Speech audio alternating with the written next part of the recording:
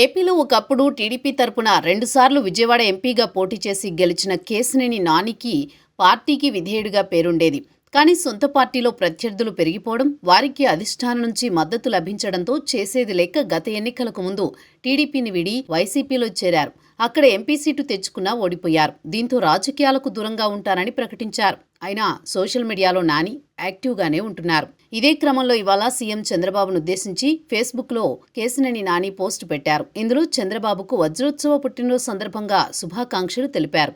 అదే సమయంలో చంద్రబాబుతో తనకు ఉన్న అనుబంధాన్ని కూడా గుర్తు చేసుకున్నారు. అసలే టీడీపీలో కేశినేని నాని రీఎంట్రీ ప్రయత్నిస్తున్నారనే ప్రచారం జోరుగా సాగుతోంది. ఈ సమయంలో చంద్రబాబుతో తన అనుబంధాన్ని నాని గుర్తు చేసుకోవడం ప్రాధాన్యత సంతరించుకుంది. సీఎం చంద్రబాబు 75వ పుట్టినరోజు సందర్భంగా విజయవాడ మాజీ ఎంపీ కేశినేని నాని ఫేస్బుక్ ద్వారా శుభాకాంక్షలు తెలపడం ఈ మైలురాయి ప్రజా జీవితంలో సుదీర్ఘ ప్రయాణాన్ని, దశాబ్దాల రాజకీయ నాయకత్వం, పాలన, ప్రజాసేవను సూచిస్తుందని నాని తెలిపారు.